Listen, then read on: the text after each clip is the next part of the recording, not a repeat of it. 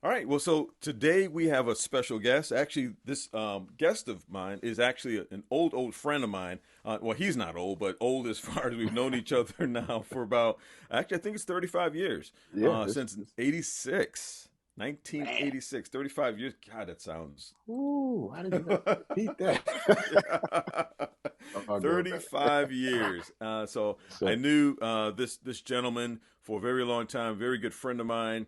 And I love the fact that a very intelligent friend. I love my intelligent friends. We went to the same church, both brothers in the Lord and everything else. Emmanuel Temple back at Prospect days, and then over to Seneca Parkway. But yeah. one of the reasons I have him on tonight is a couple of things, and you can clarify this in a second. But one, he's the owner of a new bookstore. Actually, shoot, is it quite a year yet? August will be 1 year. Oh wow. Okay, so So, August will be a year, yeah, and the name of the bookstore is called Cerebral Kingdom Bookstore. I think that's the official name.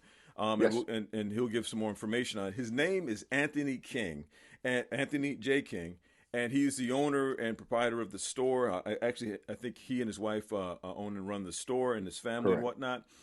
And we actually had our podcast, our Man to Man 360 podcast launch at the bookstore. It's a beautiful store, lots of good books and everything else. And whatever is not there at the time, you can request and get the book. As a matter of fact, before I officially introduce them, I just want to show you some of the books that I got. And we actually did a podcast off of this book called Black Wall Street. I'm showing it for the YouTube video people, but Black Wall Street by Hannibal B. Johnson, and we did several clips from Hannibal in that podcast. From Riot to Renaissance in Tulsa's historic Greenwood district. And another book I got from him is the make sure I can see it there. There we go.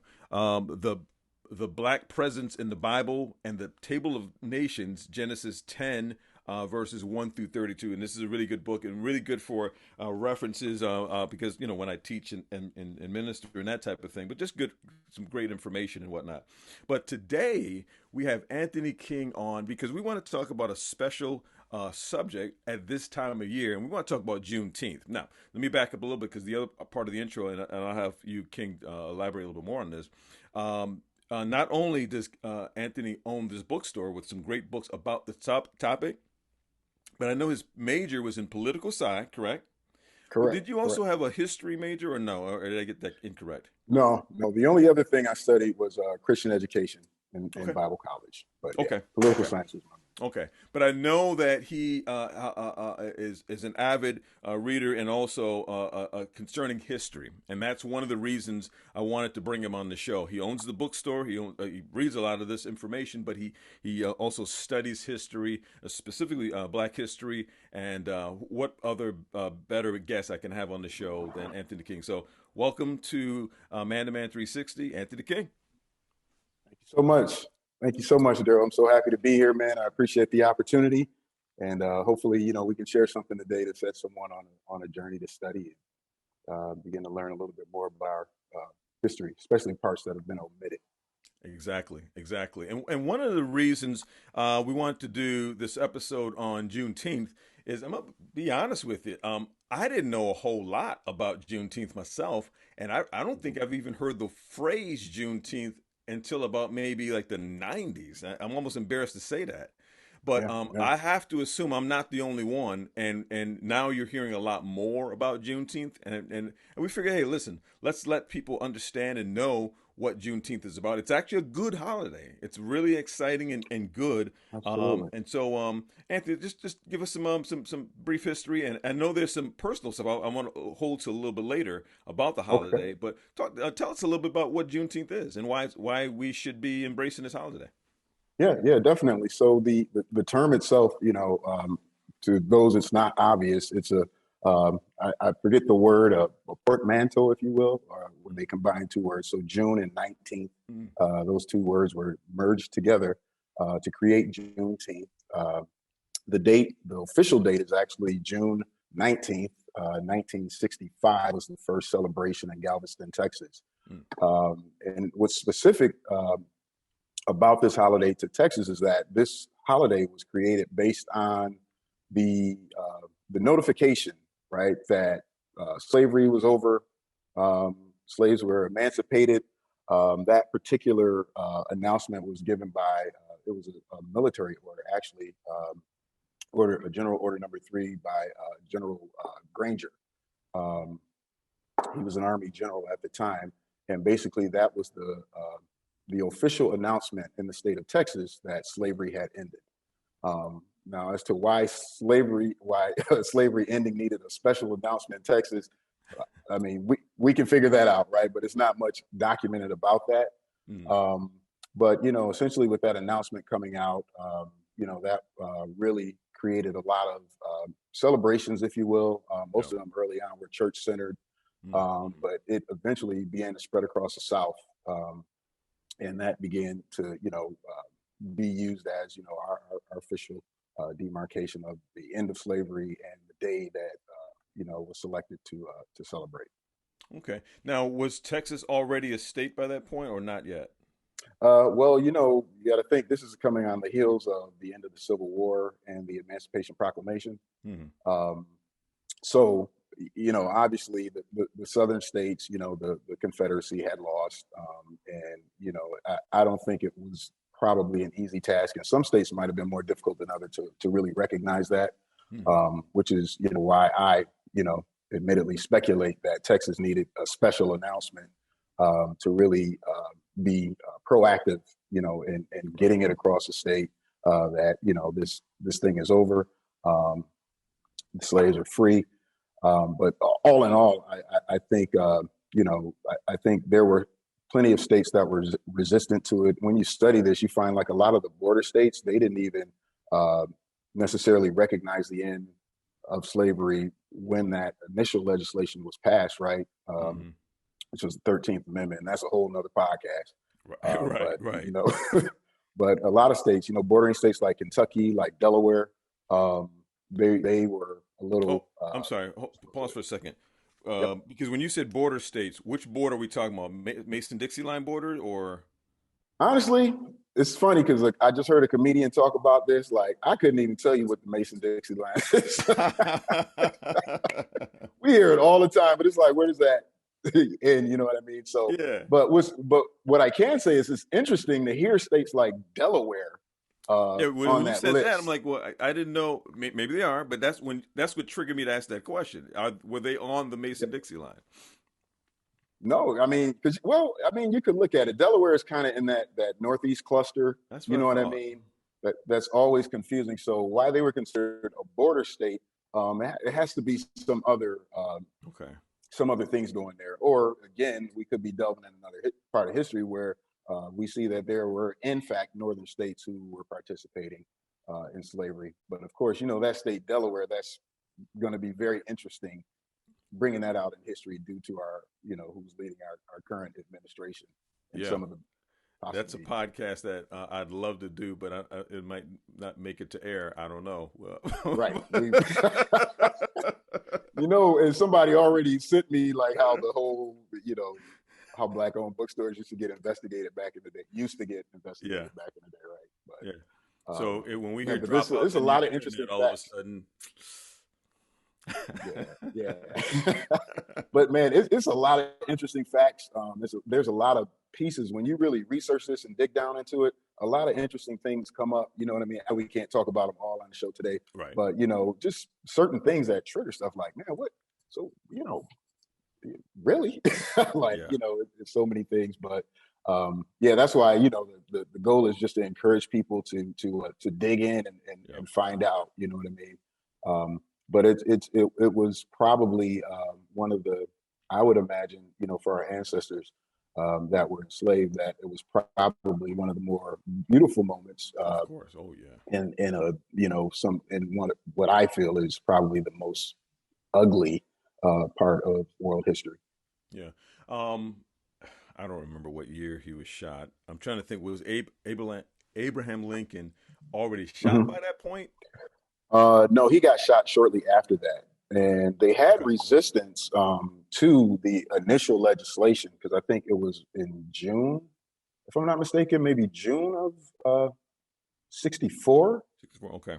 Or April of 64. I don't have that correct, but somewhere around there. Okay. And I think there was resistance from the House. So they had to go back to the drawing table. So the actual legislation, there's some conflicting information on that because people said, slavery was abolished. Well, it kicked in. Emancipation Proclamation kicked in I was January just going to go there. 165. Yeah, but that legislation didn't go through the House until April or May of 65. Okay, because I was just going to ask about some dates here because so the Emancipation Proclamation was, I don't know if, and I should have put down more of the information on this part. I don't know if that was just uttered at that time or put into place in September 22 of 1962. And when we see watch night service now, this is just a blip. I'm going to do a little blip here. Mm-hmm. Growing up in and being in church when they talked about watch night service, I thought that was just a Christian thing until when I ran a business of my full-time business back in the 90s, and I had non-black churches that I would be talking to and working with. I said, "Hey, you guys doing watch night service or service?" Like, no. Oh, Yep. I thought it was a Christian thing. Well, come to find out that it was associated with with the Emancipation Proclamation and it going into the next year. So the watch night service was actually December 31st going into January 1st. I'm sorry, December 31st of 1962 going into January 1st, 1963. So the question I then have is, well, wait a minute, hold on. That's almost 2 years. Three, yeah. Yeah, about 2-3 years. What happened in the gap? Now, did that have something to do with you saying them needing to go back to the drawing board, or? Well, that was something different. So I think I may have mixed two things up, but you're correct. 62. I think I've been saying 65 this whole time in reference to the Emancipation Proclamation, which really untidies this whole dynamic, right? Which is it was passed in 62, Yeah. but the executive order from General Granger didn't come until 1965. Ah, To okay. tell Texas. Okay. So that used to be, I don't want to say it wasn't a joke, but it was kind of one of those things where, Texas found out a few years later. Okay. You know So what I so mean? black people got happy 3 or 4 times before it got official. They got happy in Yeah. 62, in 63, Yep. 64, and then they probably held their breath in 1965 or Juneteenth, right? Right. That was the whole thing. But what triggered, so they had, I, you know, I have to think of this, and I should have been brushed up on this, but it's something normally I could just, speak to from Oh yeah. Oh yeah. just knowing it. But yeah, 62 was the original drawing up of the Emancipation Proclamation, which of Okay. course was an executive order. Gotcha. And then I think there was another change to it in 63, Okay. um, which I think actually changed the legal status. So I think the first version might have just made it illegal for slavery. And then they made changes to that, I think, which then changed the status of slaves because, Okay. up until that point, we were only counted, census wise for the purposes of representation. And Right. of course, they didn't want a slave representing a full vote, Right. because that's kind of how that went. So that's the whole thing about 3/5 of a person for the purposes of voting and that sort of thing. So Mm-hmm. I Mm-hmm. think there were several different components in there. I mean, there were so many things to be addressed, right? Mm-hmm. But at the end of the day, when you look at that 13th Amendment, they didn't get that right either, Okay. because that led to other things. You know what I mean? So Yeah. Yeah. One of the things I had heard recently, and I don't know if you've heard it from this perspective, was that was it 1/5 or you said 3/5? 3/5. Okay. So with the 3/5, where if slaves were a full vote, that would have given the slave masters a greater advantage. So I'm a Correct. slave master with one in my family. That's 5 people in my family, right? But I have Hmm. 100 slaves outside if I'm really rich. Right. So it's not like they're gonna have a vote, but I'm gonna give them the vote to say, yeah, we want slavery. So now it's 105 people that's voting Hmm. to keep slavery in. And what I had Right. heard more recently that the purpose of that was so that they had a lesser of a vote for their slaves to be a voice when they're actually not really a voice in the first place. Correct. Correct. We're talking about the 3/5 compromise. where they had to really look at, the South would have become incredibly, they were already incredibly powerful, but from a legislative standpoint, it would have been a no-brainer that, representation-wise, the South is going to have way more representation if it's based on population, right? And so that's where that compromise came out, and it was just, hey, slaves can't be one for one, you know what I mean? Right. And obviously there's a darker aspect to that too, Of course. as far as from the mindset that, we were inhuman or subhuman, that kind of nonsense.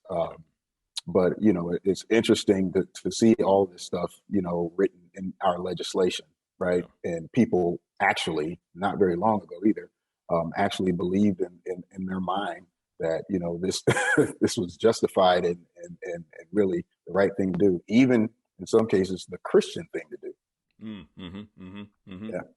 Yeah, and actually we're going to be throughout the year be talking about that. Now, obviously we're Christian. I mean, love the Lord, all that. So, but there's, so with everything, and so Christianity isn't necessarily the thing that's in question here. It's the use and abuse of Christianity in the Bible. Again, the Bible's not in question here either. And so, but it was the use and abuse of some of these things that the misuse of it. Exactly. And we're going to be doing conversations on this throughout the year anyway. And some of it, actually, as I hear you talk about, I'm writing it down so I remember to talk about this and to make it a podcast show. Let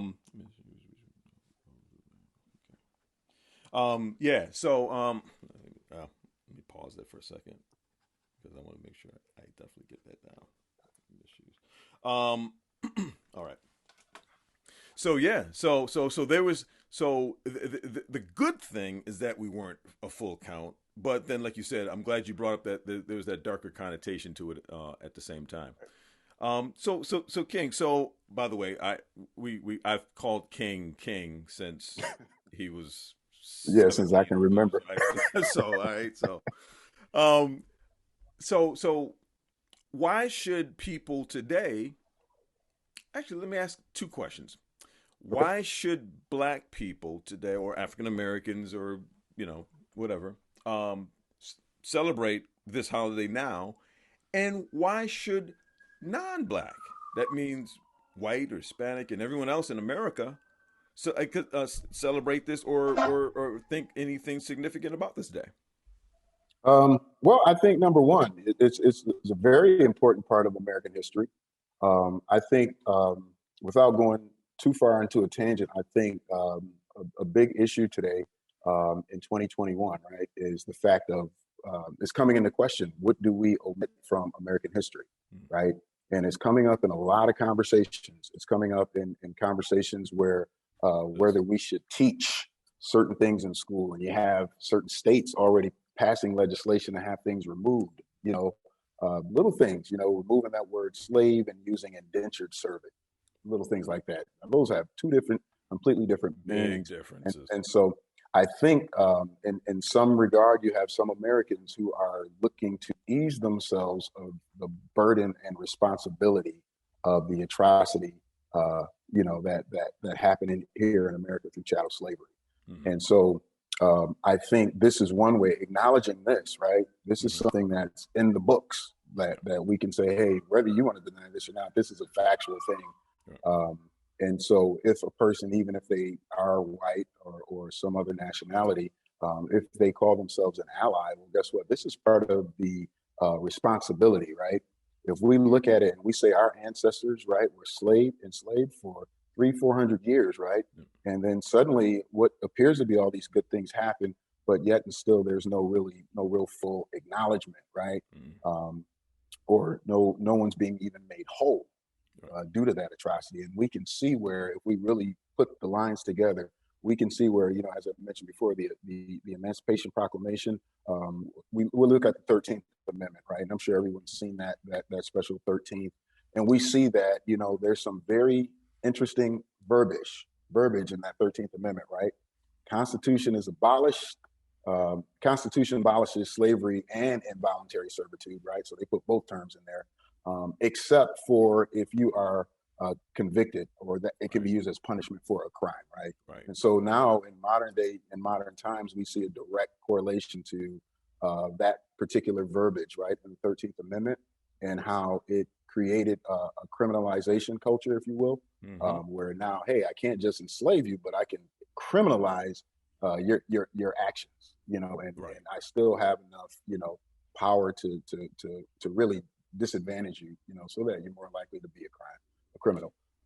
We also see stemming from that the school to prison pipeline, right, where we Right. see, we have resource officers in schools now, and instead of getting counseling, um, and different things, right, that really could cause a child to act out, right, or to not be on their A game. Maybe it Mm-hmm. could be a learning disability. They could just learn different. Maybe That's they're right. bored. There's poverty going on. There's abuse. All of these factors, right, that disproportionately impact our people. So now to criminalize that, right, I can take you out of school and put you right into the criminal justice system, and pretty much, stack the deck against you so that you're stuck there. Yeah. So, so tying it all back in, I think that's why it's important for us to celebrate this, right? Because we bring awareness to what the things were that led up to that: Mm-hmm. slavery, disenfranchisement, all that sort of thing. And then here's the marker, right? Here's the marker where, we understood that, okay, slavery was abolished, but also, interestingly enough, we have a state who actually started the holiday because they got notified 2 or 3 years late. Um, and then, so even that dynamic within itself, Yeah. is interesting enough. But from there, we also go into the period where we were not allowed to integrate, and that's also where we saw things sprouting up, things that we Right. call Black Wall Streets. Yep. And I always put an S on that, you know what I mean? Because the folks is That's on right. Tulsa a lot. But man, there's a whole map, man. Yep. Rosewood, Florida. I mean, That's right. man, listen, that almost the entire eastern part of the United States had Yep. thriving Black communities who were self-reliant because they were forced to, That's right. right? And then, of course, we continue to travel through history, and then we see the beg and the cry for integration. Mm-hmm. And I think those who fought for that, they had honest and pure intentions, Mm-hmm. but they just didn't realize that, it could be, um, integration, it wasn't necessarily the best thing for us, and obviously we see that today. I think as people, individuals, communities, and families, I think we see that we did a lot better. Um, Even when we look at our individual families, we see Yep. that, the level of success, apples to apples comparison, where we are now today, what we're doing versus what those ancestors who came out of that and within 20 to 30-year period had their own businesses, had their own uh, their own community, self-sustained communities, Right. stores, and again, you know, that's another atrocity, because then, of course, people began to see that, and the jealousy and the rage, um, and we were not allowed to be integrated, and so we created our own. And it's like there's nothing you can do to appease the white American. You Mm-hmm. know, we don't integrate, we get our own, and then you don't like that, but you don't want to give us anything. So Mm-hmm. we've been pretty much in a no-win situation from the jump, and for us to really have that resiliency, man, and just to continue to push through, I think that's an awesome thing. And I think if more young people understood that, Mm-hmm. and some adults, I think it will Yeah. have an impact on how you conduct your life, right? And what you aim and shoot for, if you know you come from that type of greatness, right? Yep. So our story, it's a intricately weaved story of catastrophe and Mm-hmm. terror and abuse and success. You know what I mean? Um, and so, in the words of Talib Kweli, it's a gutter rainbow. You know what I Mm-hmm. mean? Mm-hmm. It really is. You see the beauty in it when you see how we um, have progressed and been resilient, but it doesn't take away the responsibility of the forefathers of this country, um, their accountability Mm-hmm. to what they have done. You know, so Yeah, I agree. I agree. And one actually, it was a couple of things you said in there, but one of the things that when we did the Black Wall Street episode, it was mhm, really to commemorate the 100-year anniversary of Tulsa, right? Yeah, yep, But one, absolutely. but you're right, and we've talked about in some earlier shows on the several Black Wall Streets, Yes. from Florida on up and across the Yep. country. And um, I don't want to go too far off the subject, but I just Right, want to right. piggyback. But because I love the subject, by the way. Um, Absolutely. One of my favorites. so, when people talk about integration and external, I mean, I get it. There's a certain portion where I can see the benefit of that as a whole, perhaps. But Hmm. you and I have talked about this too. I think. Yep, I'm 90% sure we've talked about this when we talk about the Garvinites, Say again? Marcus Garvey, or the Oh, Garvey. Garveyite. Yeah, yeah, yeah, yeah. You know, Yep. so where Marcus Garvey pretty much was saying, no, let's not integrate. Stay within these communities, which build us a lot stronger. Now, if you want to say do a hybrid, where obviously now this is the one thing where the reason Black Wall Street was so successful was because there was money exchange hand. People talk about that part, but what they don't Uh, always clarify, and we did do in our show, was the fact that money came from the outside in. So white people mm, and everybody else did spend money in Black Wall Street. The problem is that it didn't necessarily go back out. That's the right. catch. And so, Absolutely. so when God, there's so much in history I love, but Yeah, when you look at history and you understand history, teach the good and the bad. that's right. Teach it all. Don't leave anything. And I have a problem with omitting history. I don't believe in knocking down statues. Leave the statue up so you can know who that joker is. Right, Leave that thing up so we can know who that cat is, and that building up so we can know that's you don't want to go back to that. right, You right know, on. I remember I think in Charles I've been a while since I've been in Charles, but I thought they had some of um the I don't know what the proper word is, bidding stations. I thought they still had those up in some places. I could be Oh, wrong. the yeah, where they just basically like where they traded Auction. like trading posts, auction That's block. it. That's Yeah, it. okay. Yep. Yeah, Don't auction block. tear that down if it's still up. Mm, Leave that up. Well, no, we got to tear down an ugly past. You can. It's easy to go back to it because nobody will ever believe it ever happened in the first place. that's And true. so leave that up. And so I'm 100% in agreement. And I would love to do some other Black Wall Street episodes where we talk Hmm. about the others. Matter of Yeah. fact, and to some degree, now we're for all of you who don't know where we record from, we're in Rochester, New York. And to Hmm. some degree, my dad, and I'm sure you heard this too, King, from your father and some of your older siblings, that to some degree there was a Black Wall Street here in Rochester. And they I've talked heard that. about Joseph Avenue. Yep. Right before I think the riots of 1963, I Hmm. think, um, uh, it was a vibrant, Hmm. you didn't go downtown. You went to Yeah. Joseph Yeah. Avenue, and all Yeah. that's gone now. I Yeah. lived over there in that area. So, go ahead, Yeah, speak. bro. I was just you're triggering stuff as you're talking, and I remember even like Austin Stewart. Yep. Um, familiar with him? So I mean, you have a rich legacy here, um, in Rochester, and you've seen over the years, different things that have happened. But yeah, I agree, and time frame wise, I'm not sure, exactly when, you know what I Yeah. mean? But Yeah. you've always been able to look in certain places in Rochester, the Thurston Roads, right, Yep. Thurston Genesee Jump. Street, and Mm-hmm. it for a long time, that was kind of almost downplayed and accepted as the norm that you had all these black businesses, right? And now we look back and they're not all black businesses. You know what I Right. mean? There's a whole lot of other stuff going on.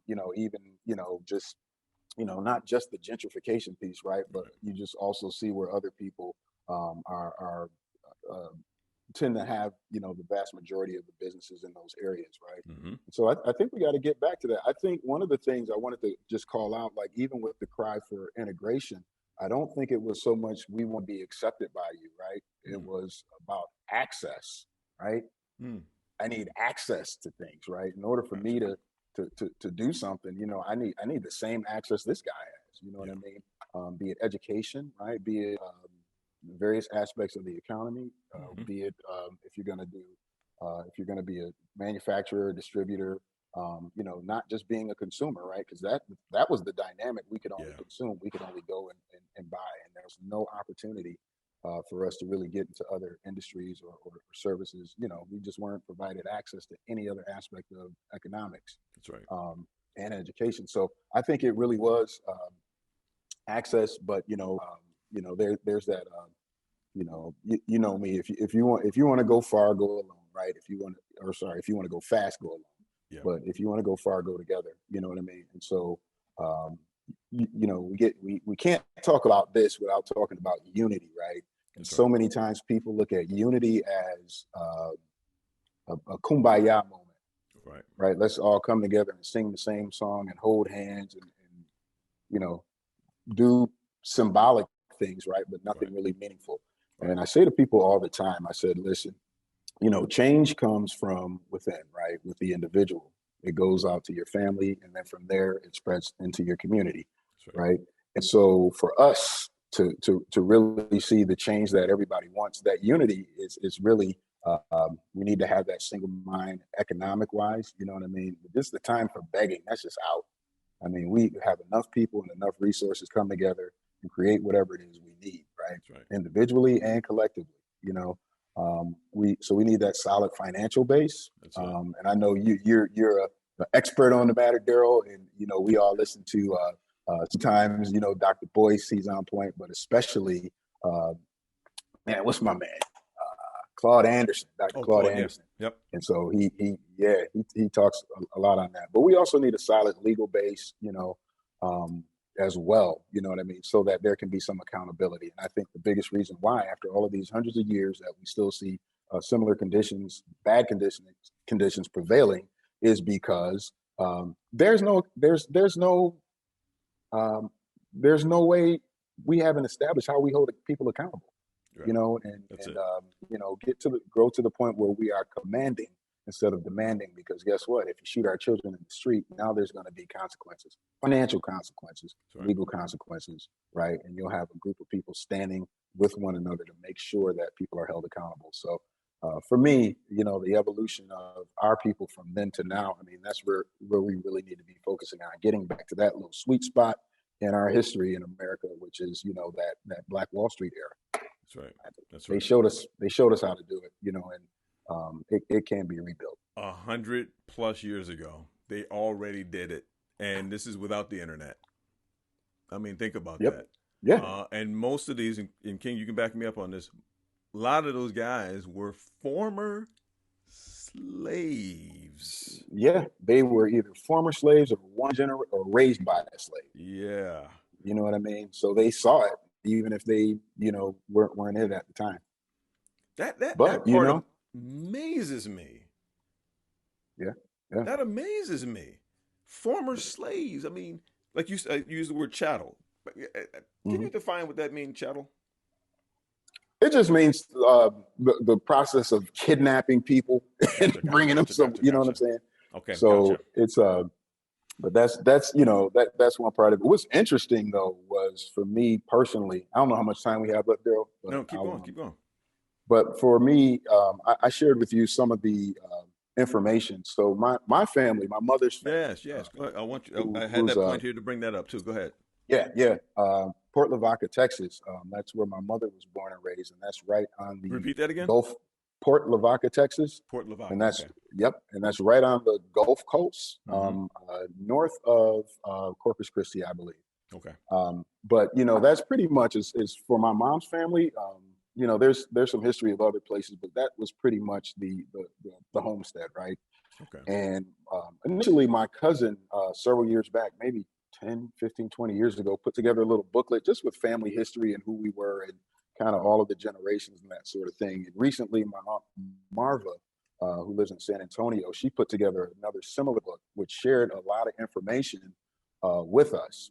Um, and what's interesting, I've been sharing this book with my nieces and nephews and brothers and sisters as I see them, right? And my aunt Marva actually made these available to all of our family, right? And so one of my nephews, interestingly enough, he was sitting in my kitchen and he was going through the book and he saw all of this information. He was like, man, had I known this, man, pretty much I probably would have lived my life differently. You know what I'm saying? And not saying he lives a bad life, but Right, I mean, just right. for him to see that we had college graduates from Texas. So, for example, I went to Texas Southern.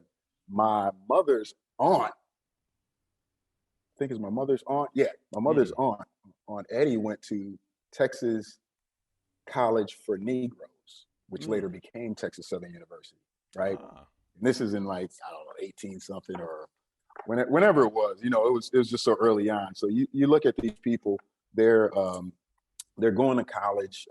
My mother's grandfather, I think it is Washington White. We found out that he had a cattle brand registered in the state of Texas, oh wow. which means okay, he wasn't a cattle hand. He had cattle. If you got cattle, you had land. You had land. You know, and then also he was one of the ones.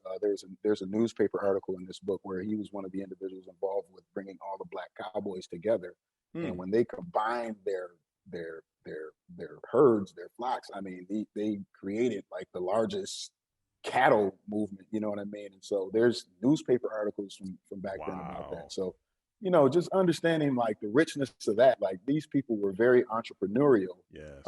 And they were either not slaves or had bought freedom, or because this was happening, you know, before all of that, the Emancipation Proclamation. And of course, it went through all of that in a time period. But, you know, for them to be that progressive in Texas, we know how vicious the state of Texas was in those days.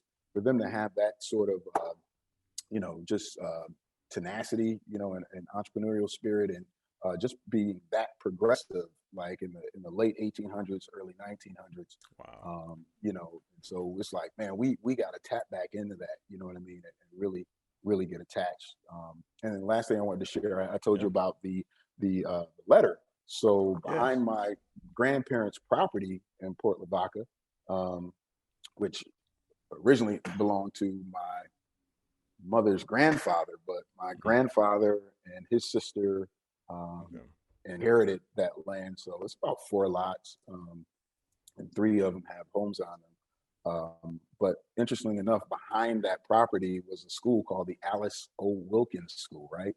And I remember this school because not only is it right behind my grandparents' property, but that's where my mother and her siblings went prior to integration, I believe.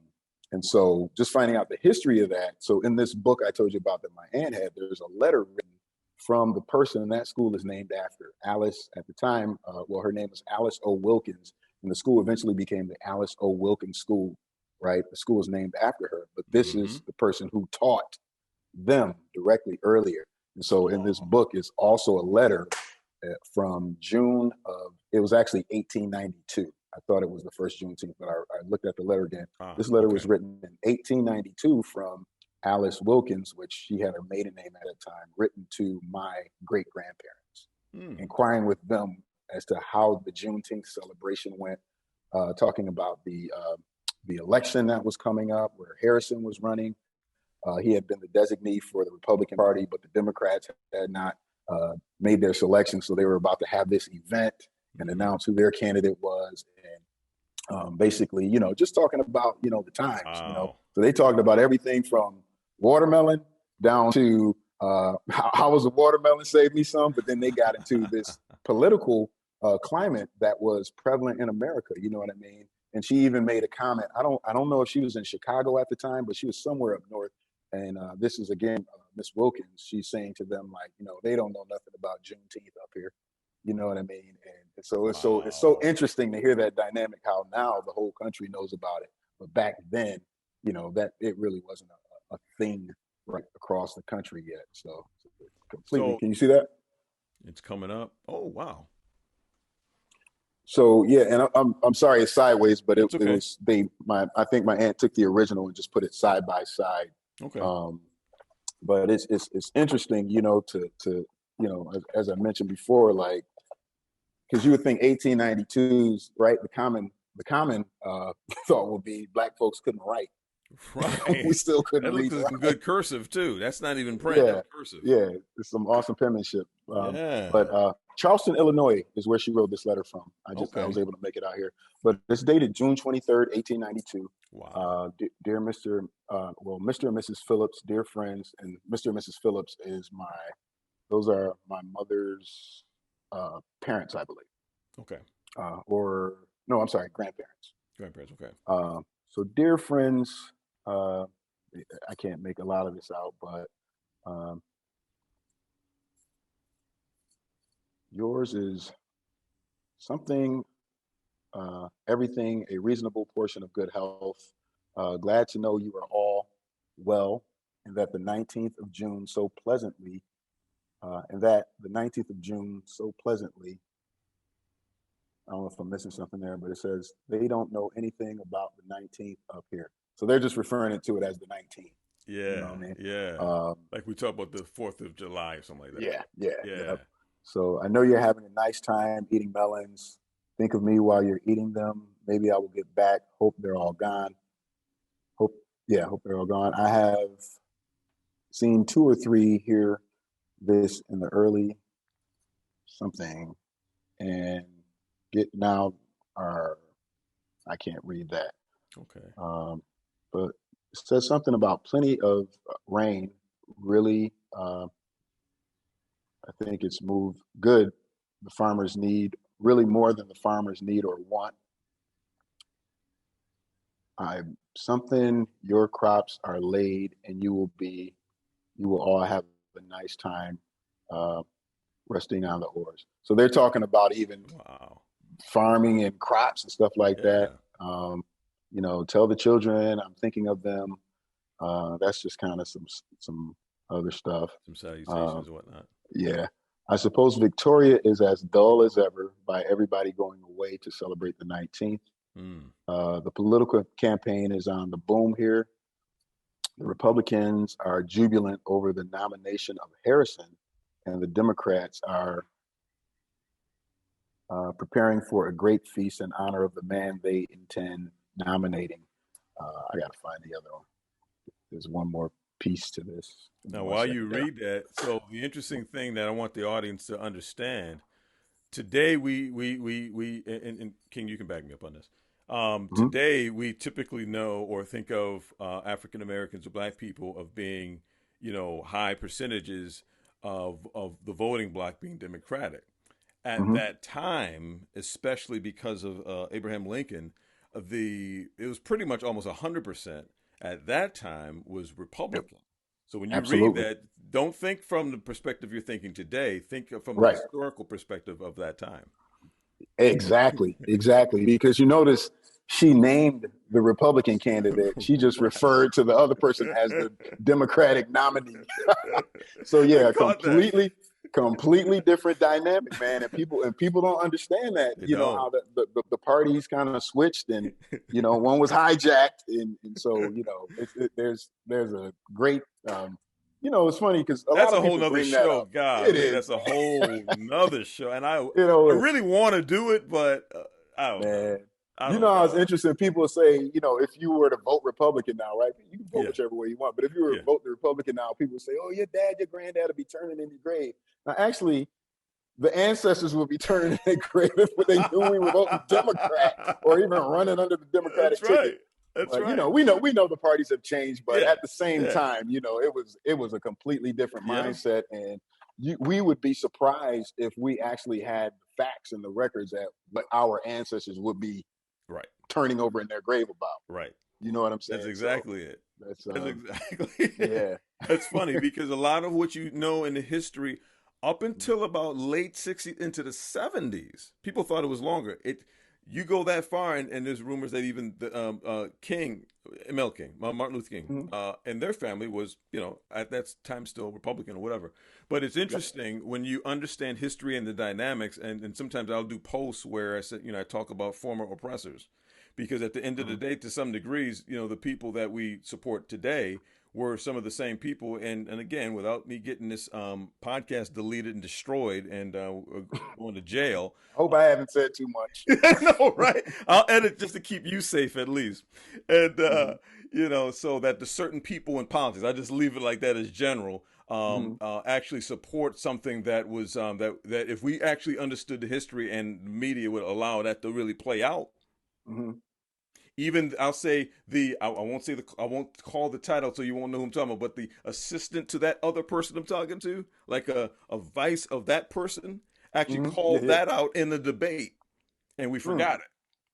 And it's funny, if you pull up the debate, you'll see she called out him in the debate on this particular thing that should have been like, oh, heck no. Right. But we erased that. Yep. And I'm done with my political jargon and leave it. Don't forget. So here's the other thing I want to point out. On the second page of this letter, I don't even know if I'm still sharing. You are. I'm still seeing it. Can you see that? I'm sorry you have to look sideways, but I can rotate it in. Because I can rotate it later in the edit. Okay, cool. But it says, so just continuing that talk about the political party. So she says, so you see, the political world is between two party fires. Now, so exactly. But what's interesting, so I don't know if that's said from the standpoint of their just their newness to understanding what was happening with the political party system, or if it was a thing where you had more, you weren't just limited to the two party system back then. See, I don't know which it is, so I really didn't know how to read that. Okay. But the fact, it seems like both parties were in conflict because she referred to it as fires. Okay. So it's interesting. I now want to go back and see what was happening with Harrison, because we know he went on to win, right? So it'd be interesting to see what was going on in the Republican Party at that time, and then also what was going on with the Democrats at that time. So I may go back and take a closer look at that. But then she just closed from there. My love to yourselves and the other friends. Write when you can, from a true friend, Alice O. Crawford, which is her maiden name at the time, but she eventually became Alice Wilkins. So she's got a rich history, man. If you look her up, man, if you Google her, you can see where they've made landmarks for her in Texas. That school was a very prominent school, and actually, when they laid that landmark, my aunt Marva, who put this together, she was the recipient of the charter for that. You know what I mean? So yeah, so we have very close ties to what's happening in Texas, or at least in that Port Lavaca area at the time, which obviously spread out in Texas, and just a rich history, man. And I'm so happy that somebody put that together. So I'm super appreciative to my aunt. But my mom, she would always tell me stories, and so I always knew they had stories and very interesting history. But for my aunt to take the time and really put this together, so we can have a record of just some of the things that were happening, man. But there's tons of stories in here, man. Like it's I would say I could write a book, but she already put it together. She already did it. But it's awesome. Yeah, but it does impact you, man. Yep. And I think this is the importance. What I'm personally experiencing. Okay. But yeah, I was just saying what I'm experiencing personally. I mean, this is also true for everyone. So imagine on a larger scale, if we really had in-depth history, right, that was unfiltered, factual, I think that would change the way people think about themselves and their people and their neighborhoods. And ultimately, I think that's going to be the thing that's going to help us. And that's why I opened the bookstore, because I think at the end of the day, knowledge, right, truth is what sets you free. And hey, we need legislation, right? But at the end of the day, legislation isn't going to stop self-hatred.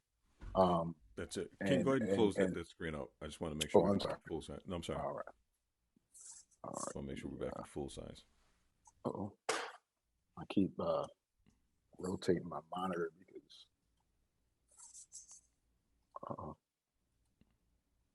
Oh, there we go. Couldn't find the stop share button. Okay. No, that's exactly true. I talk a lot about the self-hatred thing as well. And even when you don't think it's self-hatred, there's the aura of it when in certain ways we view and talk about things, right? Absolutely.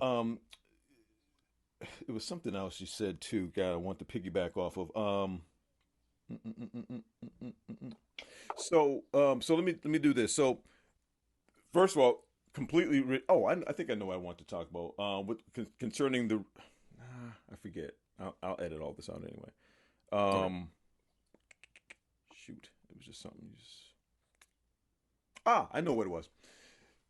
So typically, you said something earlier. When Mhm. people say, "Yeah, you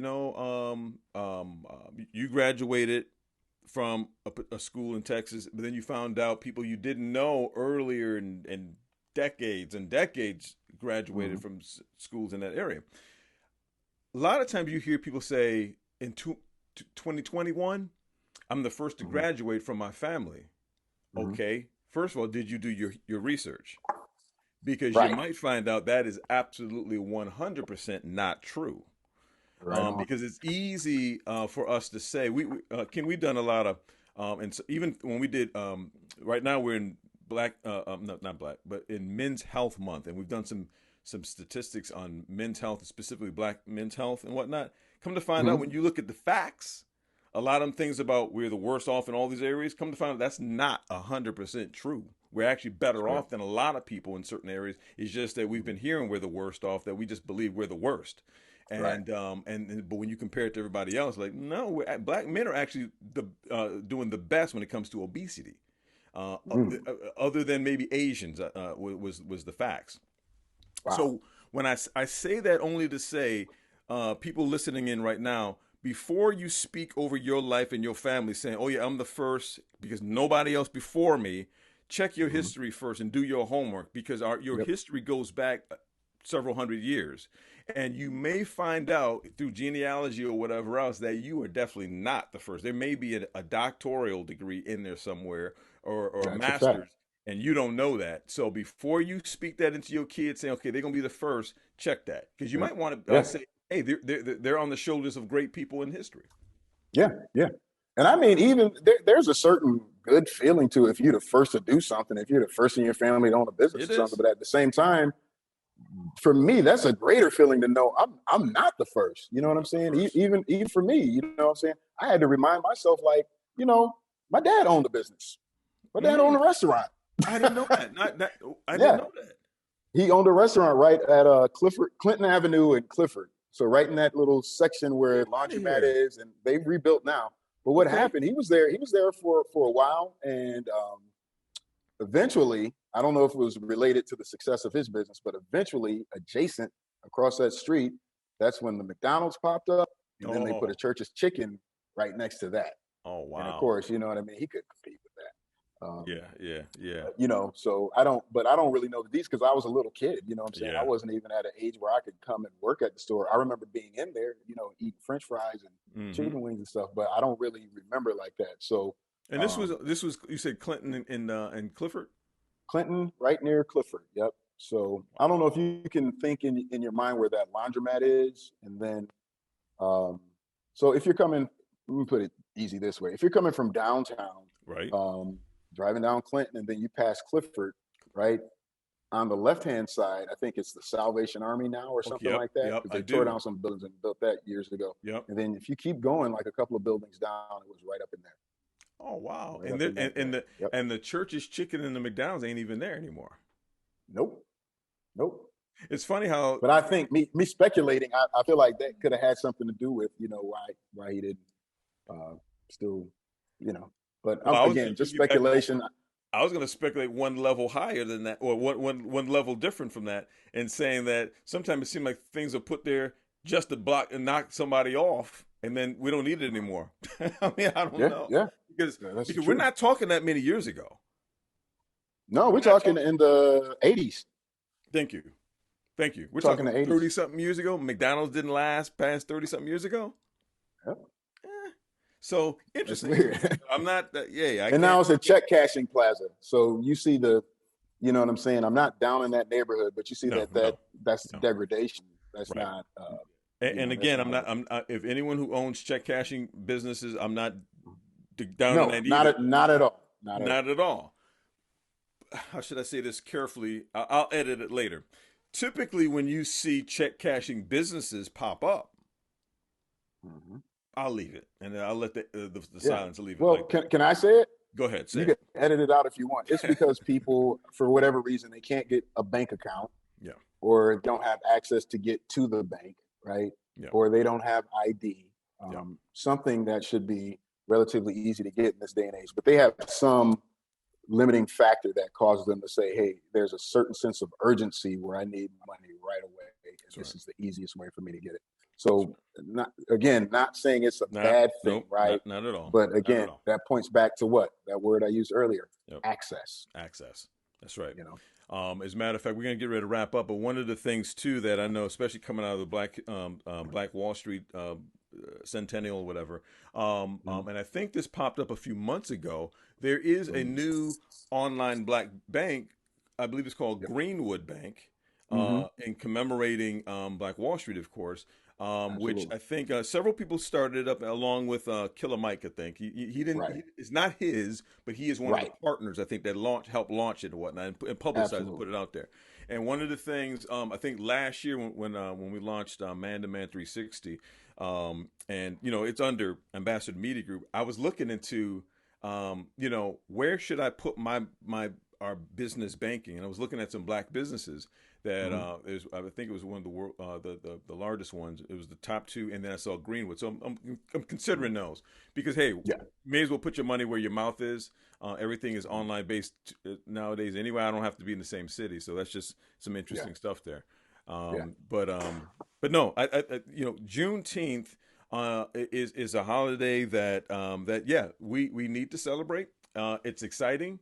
There's Absolutely. nothing negative about it. I mean, you can share this with Nothing. people at work. I mean, there's Nothing. absolutely nothing to be ashamed of. It's a great holiday, and It this is really one of is.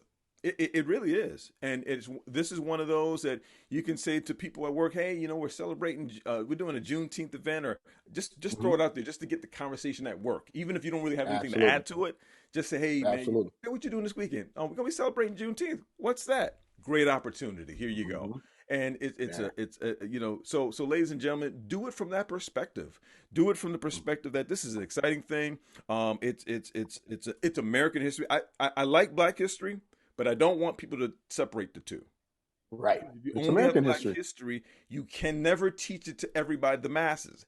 Teach the whole history, American history, in this part of Texas and Absolutely. throughout the country. So Absolutely. Juneteenth is a powerful and an exciting holiday. And Anthony King, I want to definitely thank you. I appreciate you, man. This was a wealth of information along with the photos and everything else. Yeah. Um, Yeah. just really good stuff. So now, do you happen to have any books with you or anything that you can Uh, recommend? so I kind of thought I try to operate in my prophetic realm, and I Yeah, tried to think as far as the direction of the conversation will go. So I have a few books I can share, okay, but we constantly get new titles in the right. store. Every couple of weeks we'll have new titles. This is one. This is a fictional title. Put it I actually gotta because I it's gotta get disappearing. this So put right. it right in your chest. There you go. Ah, there we There you go. go. So this particular one is a fiction novel by J. California Cooper. Hmm. Um, and this is a book written from the perspective of around the time of Juneteenth, right? It's Wow. referenced in this book. It's talking more so about the conditions of people and kind of what they were dealing with emotionally and every other kind of way Yep. around that time. So this one is the Wake of the Wind by J. Mm. California Cooper. This Okay. is currently in stock on the shelf. Oh, nice. Um, there is this particular book, The Bone and Sinew of the Land. This is talking about another lost part of our history, right? Mm. Black frontiersmen who Mm. went out and really explored It land is. and It who, is. who had farmland and things like that. Again, another lost story. This particular issue has come up in the news lately because it has been now proven and shown to the world that, um, you know, maybe 90 to 80% of farmers that we had, black farmers, they were systematically pushed out, and the USDA had a lot to do with that. So Hmm. another important story, an aspect of our history, those frontiersmen, right? Yep. Um, we talked about the school to prison pipeline. So this is another good one, Promises Kept. And it just talks about, Nice. what's happening in the school system, what we can do to combat it. If you have a child that is in any school. I don't care if they're in private school, if they're in public school. If you have a Black child in this day and age in school, you need to read this and find out, what's going on. And then the other piece that I like is just kind of what Juneteenth represents, and a lot of what was going on. It had to do with feast and just coming together and really enjoying each other and some of our traditions. So here's another good one: meals, music, and muses, recipes from my African American kitchen. So a nice cookbook, nice size, good stuff in there. So we have to celebrate every aspect of our culture.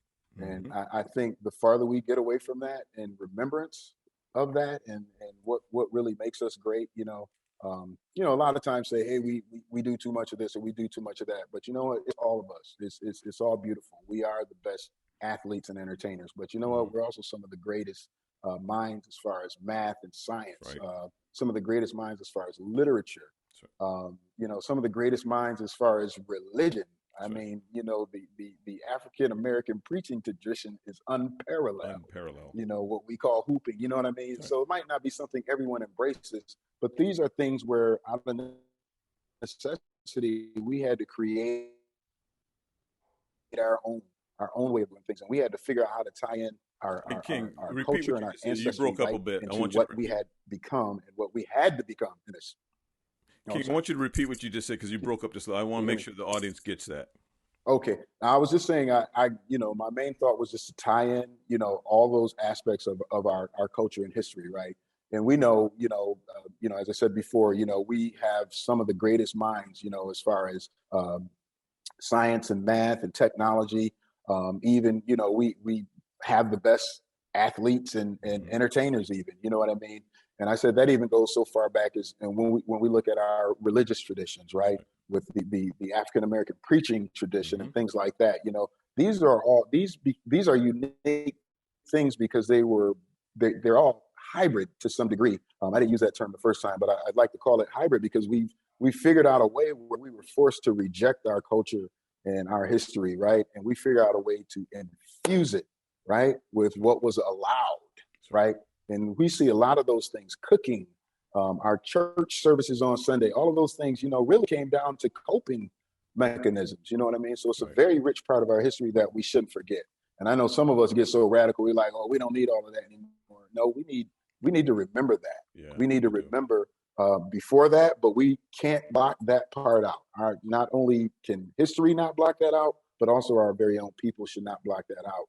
Because I think even understanding that stuff and the significance of it, it gives you a different self-image, and it helps you understand a little better. This is what I evolved from something great. It just wasn't, something to do. There's something much deeper attached to that, right? And that's, I think, to some degree, how we honor our ancestors in some ways. Wow, that's good. That's good. Also, too, and this is from the letter. Two things. It makes you want to stop hiding from watermelon and embrace it. Right. Well, right. Why? I mean, everybody. Well, I got to try this. Chicken. I got to try this watermelon with the mustard. Did you see me post about? I thought I saw something about thing that. Now.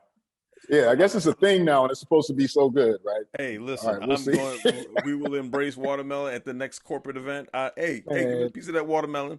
The other part, King, you're gonna have to wear some cowboy hats and some boots or something. Shoot, you know what's funny? Cowboys.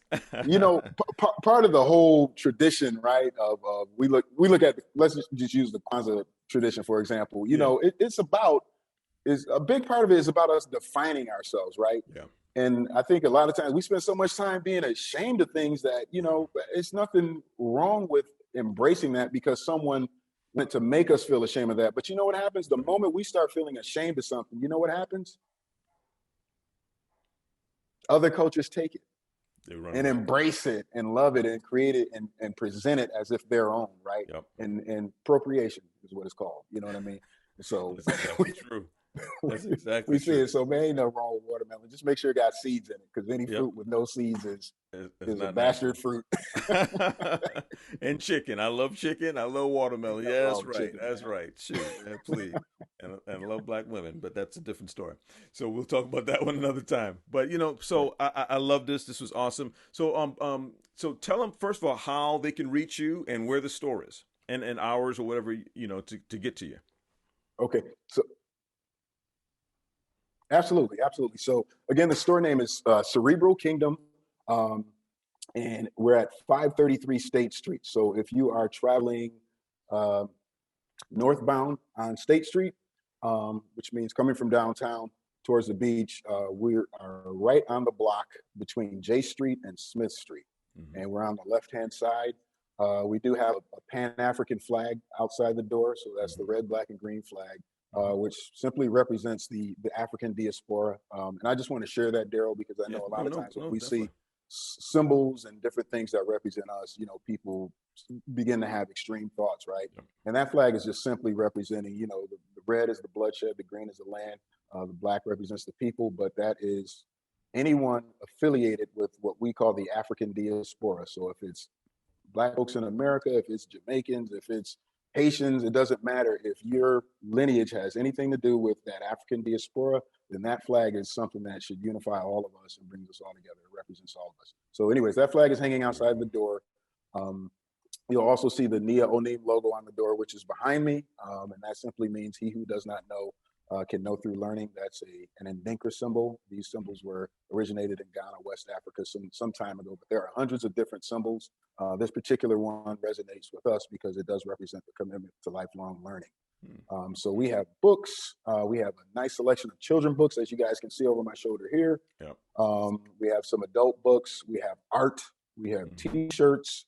Um, just and a lot of cool other things, you know what I mean? So it's not just books, you know what I mean? That's our staple product, but there are a lot of things that will help you learn about yourself and your culture, ourselves and our culture, and as well give you some items that you can express your authentic self with. So we hope you guys can stop down. We're open Tuesday through Saturday, noon to 7 p.m. We're open Sundays, noon to 5 p.m., and we're closed on Mondays. Okay. Cool. Cool. All right. Well, again, audience, if you're listening, stop through. If you're in the local Absolutely. area of Rochester, New York, definitely stop through. If oh, you know what? If they're not local, is there a site Mhm. or a phone number or something that they can reach out to you? Yes, yes. You can visit our website. It's cerebralkingdom.com. On that site, there is some product. The website itself has our staple books that we drop ship. So no matter where you are in the country, you can order right online. It'll drop ship to you. Oh, Um, perfect. and shipping turnaround times is typically 3 to 5 days. Hmm. But it's a secure site. There's also a blurb that kind of gives a backdrop of who we are, the symbol, what our goals are as far as community impact and things like that. And then the store phone number is 585-623-8358. And so give us a call if you have any questions, or if you need more information. But all of our information can be found on the website, or if you just Google us, it'll come up. Cerebral Kingdom, or you can Google Black bookstores. We'll probably be in the top three returns Oh, perfect. search results for that. Nice, nice. Well, Cool. King, again, I thank you and appreciate you Yeah, for man. this opportunity. This was awesome. It was a wealth of information. Now, this will be a podcast by itself. Oh, okay. Because it's too much information, too much rich information to chop it up. So it'll be a podcast by itself, but it'll Okay. also segments of this will be on our regular man to man 360 where the guys will hear it and talk about it a little bit, and then we'll be Awesome. referring to the full podcast. So for all of our podcast subscribers, definitely look for this. I think this will probably be up. Our podcast normally pop up on 9 o'clock on Saturday morning, so you should see this 9 o'clock Okay. Saturday morning for Juneteenth. There's also going to be a Father's Day episode, so there'll be two separate podcasts. One Okay. for the Father's Day and talking about Juneteenth, and one specifically and only exclusively for Juneteenth. So look for those Gotcha. on whatever that Awesome. Saturday is coming up this week. All right, Cool. Yeah, Hey, what day is that? that's the 19th. Oh, it is the 19th. Oh, so okay. So that Yeah, Saturday we're yeah. celebrating Juneteenth. It just happened to fall on yeah, it happened to fall on a Saturday this year. Oh, that's even better. Okay, so when you listen to this podcast, Yep, yep. it'll be jumping on Juneteenth.